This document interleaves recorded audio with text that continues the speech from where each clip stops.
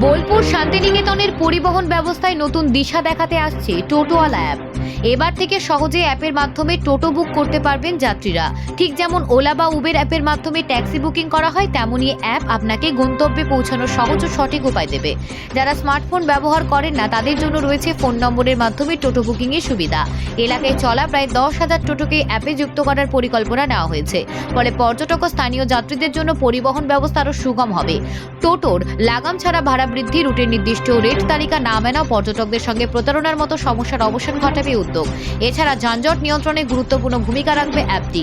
বিশ্বভারতীয় প্রাক্তন ছাত্রদের উদ্যোগে তৈরি এই অ্যাপটি শুধু পরিবহন ব্যবস্থাকে আধুনিক করে তুলবে না, বরং বোলপুর শান্তিনিকেতন জুড়ে ছড়িয়ে থাকা পর্যটক স্থানগুলো ঘুরে দেখার অভিজ্ঞতাও করে তুলবে আরও মসৃণ। যাত্রী স্বাচ্ছন্দ্যের কথা মাথায় রেখে নেওয়া এই পদক্ষেপে বোলপুরে মানুষের পাশাপাশি পর্যটকেরাও দারুণ উপকৃত হবেন। Bureau report, news prime Times. যখন পড়াশুনো করি তখন আমরা দেখতাম এখানে আগত পর্যটকদের টোটো বুকিং বা টোটোর ভাড়া এইসব নিয়ে বিভিন্ন সমস্যা আমাদের চোখে পড়তো।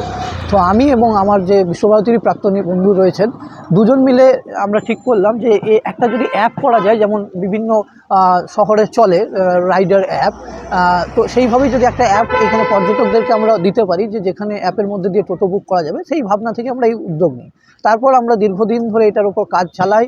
আমরা বিভিন্ন টোটোওয়ালার সাথে কথা বলি, মানুষজনের সাথে কথা বলি, এবং আমরা অ্যাপটি ডিজাইন করি। এইতে মূলত তিনটে আমরা এখনও পর্যন্ত উইন্ডো রেখেছি। একটা হচ্ছে প্যাকেজ রাইড, অর্থাৎ যে প্যাকেজের মধ্যে দিয়ে শান্তিনিকেতনের 23-24টি যে ভ্রমণ স্থান রয়েছে সেগুলো তারা ঘুরতে পারবে, এবং একটা রয়েছে কাস্টম রাইড, মানুষ যেখানে যেতে চায় সেখানেই তারা বুক করবে, এবং একটা হচ্ছে রেন্টাল, ঘন্টা হিসেবে ভাড়া নিতে পারবে। এইভাবেই আমরা আসলে অ্যাপটা ডিজাইন করেছি। কিভাবে যুক্ত হবে টোটো চালকরা এটার সাথে? আর টোটো চালকদের জন্য একটা এন্ড খোলা আছে যেখানে ড্রাইভাররা যুক্ত হবে, এবং যেহেতু সেফটি ইস্যু আছে, ধরুন কেউ ব্যাগ ভুলে গেল, সেই ব্যাগ টোটোর কাছ থেকে নেওয়ার বিষয় আছে, বা কোনো মহিলার যাত্রীর সুরক্ষার বিষয় আছে, সেহেতু আমরা একটা ফর্ম ফিল আপে তাদের একটু ডিটেলস নিচ্ছি, অর্থাৎ তাদের আধার কার্ড বা ভোটার কার্ড, তাদের পরিচয় নিচ্ছি, এবং সেই পরিচয়গুলো সবই আমাদের অ্যাপে থাকবে। কোন টোটোতে চাপছে, ড্রাইভারের নাম কি, এগুলো সবই থাকছে। তারা টোটোওয়ালারা আমাদের সাথে যোগাযোগ করছে। অলরেডি 100 টোটো আমাদের যুক্ত হয়েছে, এবং আশা রাখি আগামী দিনেও যুক্ত হবে, এবং ওই টোটোওয়ালা আমাদের সাথে যোগাযোগ করে এই অ্যাপে যুক্ত হতে পারবে। বেসিক কি শান্তিনিকেতন সার্কেলে কি এই অ্যাপ ব্যবহার না? না, আমরা শান্তিনিকেতনকে যেহেতু ভালোবাসি, শান্তিনিকেতনের মানুষজনকে ভালোবাসি, এখানে আগত পর্যটকদেরকেও আমরা স্নেহধন্য চোখে দেখি, তাই আমরা শান্তিনিকেতন বেশ করে আমরা করেছি। ছাত্র অবস্থা থেকে সবেমাত্র আমরা বেরিয়েছি, এবং তাই এই উদ্যোগ নিয়েছি। টোটোওয়ালারা যেমন একটা পার্সেন্টেজ পাচ্ছে, এই অ্যাপসের মাধ্যমে একটা ইনকাম করার জায়গা পাচ্ছে, সেই ক্ষেত্রে কি আপনারা যেহেতু অ্যাপসটা তৈরি করেছেন, সেখানে কি আপনাদের কোনো সেইভাবে লভ্যাংশ থাকবে বলে মনে হয়? দেখুন, বিষয়টা হচ্ছে টোটোওয়ালাদের কাছ থেকে আমরা কোনো চার্জ নিচ্ছি না। টোটোওয়ালা কত পাচ্ছে ট্যুরিস্টদের কাছে সেটা তারা দেখতে পাবে, যেমন তাদের মোবাইলে। সেরকম একটা অ্যাপ তৈরি করতে তো অনেকটা খরচা সাপেক্ষ।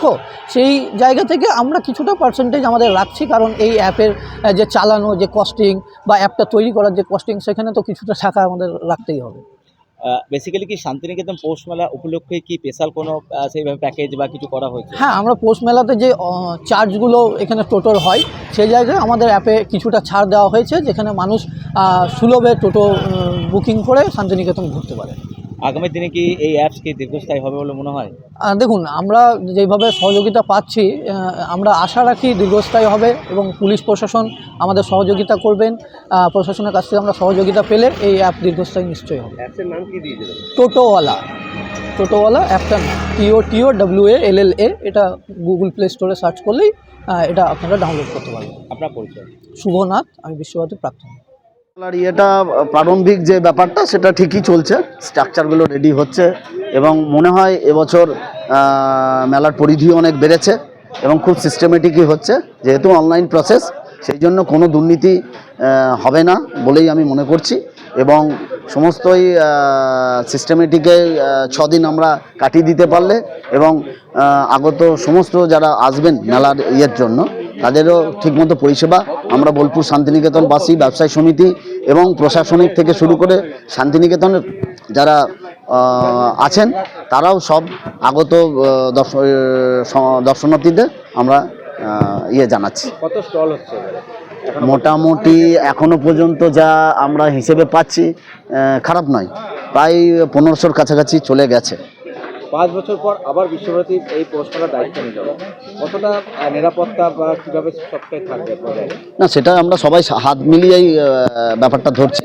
প্রশাসন আছেন, সর্বোপরি বিশ্বভারতীর যারা মেলা কমিটির দায়িত্বে আছেন তারাও আছেন, আমরা ব্যবসা সমিতির পক্ষ থেকে, হস্তশিল্প সমিতির পক্ষ থেকে আমরাও আছি, এবং আপামর আমাদের একটাই বল হচ্ছে আশেপাশের যারা আমরা বোলপুর শান্তিনিকেতনবাসী তারাও আমাদের পাশে দাঁড়িয়েছেন, এটাই আমাদের একটা বিরাট শক্তি। আপনার পরিচয়? আমিনুল হুদা, কবিগুরু হস্তশিল্প উন্নয়ন সমিতির সম্পাদক।